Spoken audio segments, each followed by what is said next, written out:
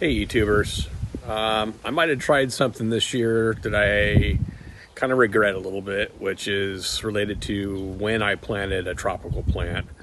Typically I usually wait until like March, even maybe April, before I plant my tropical plants, subtropical plants.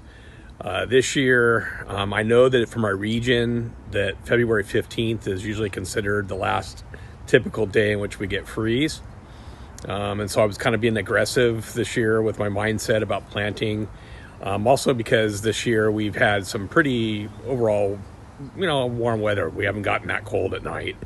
And so here in Southern California, I went ahead and planted my jackfruit that I've posted on before. It's an orange crush. I think it's a 15-gallon pot. And I went ahead and planted it because it seemed to me like, the weather had been pretty supportive of warmer climate this season, and I wanted to get a head start with letting it get rooted into the ground. And actually, I'm saying all that to make it sound like as if the weather is playing a role in my issue today, but I'm not sure how much really I can blame it on the weather. The issue here more is with the fact that the plant had pretty immature root base. I didn't know that at the time that I was getting ready to plant it, but after I pulled it out of the pot, the soil was not holding together well. It was kind of just falling all over the place, and then the roots, they were pretty sparse. It wasn't like nearly any like root bound or anything like that. Very limited roots, and so as I was taking it out of the pot, a lot of the soil was kind of dropping off and the roots just kind of fell away. So I kind of wanted to give you a little update on what the result of that has been.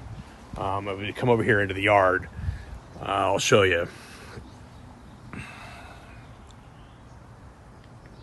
So this is the orange crush jackfruit, looking pretty sad, as you can see. Leaves are not having any glossy appearance. They're browning, wilted, drooping, not looking real good.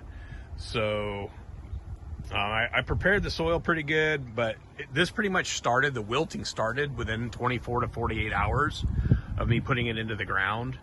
And it just kind of got worse from there. So I think what happened is the roots either got torn as I was removing it from the pot, because they weren't well anchored into the soil, or I think that the plant just went into general shock from being put into the ground. Also, the potting mix that was in the plant in the container was kind of like what you would see for like indoor plants or whatever. It's just very heavy organic material, and so it had quite a bit of moisture inside of it, which had been fine when it was in the pot. But when I put it in the ground, I think that I don't know, a combination of these issues have resulted in what we see here. So we'll see. I guess tying back into the beginning of this video with the weather, I'm not sure with that amount of stress that this plant is under, how well it's going to do this recover from this shock of being put in the ground with the roots, given that the weather's gotten quite cold, despite the fact that we're almost into March now. It's been unusually cold here in Southern California. Tonight, I think it's supposed to drop down around 37. So we'll see. I mean, the good thing is that we've had some good rain, so that hydrates the plant potentially, or at least ones that have good root systems. And then we have we've had quite a bit of a breeze, and so that'll hopefully keep it from getting where we have frost or anything going on tonight. So we'll see. I'm going to move up a little closer here and see if we can take a better look at kind of the tips of the plant.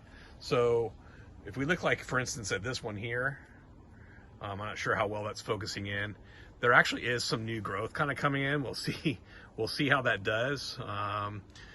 But I don't know. All in all, the plant's under an immense amount of stress. I'm trying just to leave it alone. Despite my inclination to want to do something more to it, I'm just trying to leave it and crossing my fingers that, as the weather improves and the soil warms up some more, it'll kind of recover from this stress and this shock. If anybody's experienced this with their own jackfruit when they planted it in the ground, let me know. I suspect probably not a lot of people have, but Anyway, just want to kind of give you an update of what happened with this jackfruit, and we'll see how things progress through this early spring and summer season coming ahead. All right, thanks for tuning in and checking out my video. Talk to you later.